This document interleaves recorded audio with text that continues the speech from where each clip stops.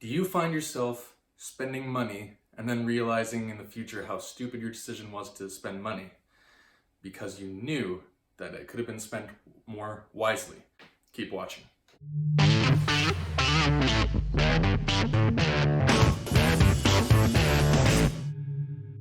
With the current moment bias, individuals tend to focus more on what they want rather than what they need when it's in the moment. But when it's down the road, they tend to think more rationally about what they need than what they want. This bias happens to most people I know, and it happens to myself. An example would be when, let's say I have $20 to spend on food this week, and I decide I'm going to buy some bread, some milk, things like that to make it last longer.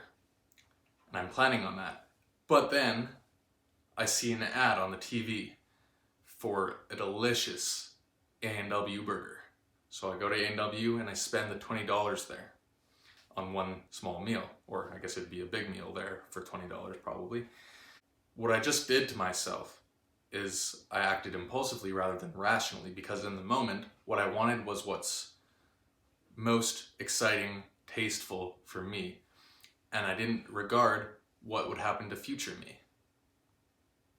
In a study done in the 90s, 74% of the people who were asked to spend money on food for later in the week spent it on healthy food. That was rational thinking.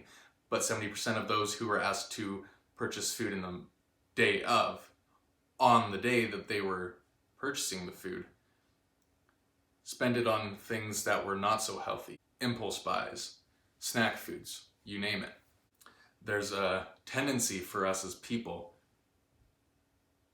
to make choices based on pleasure now, pain later.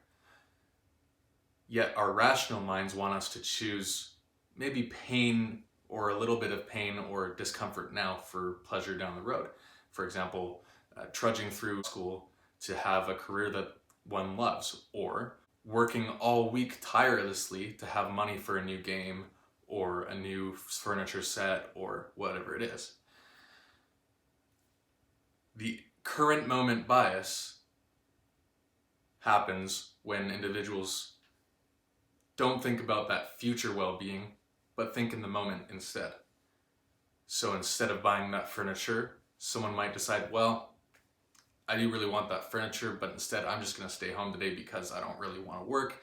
As a result of that choice, that impulsive decision to not work, they don't have the money for the things that they were truly needing or rationally thought what was going to be best for them.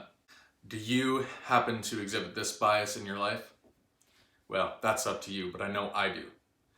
And one of the best solutions is to keep reminding yourself in those moments where it's even toughest to make the rational decision that you're being irrational.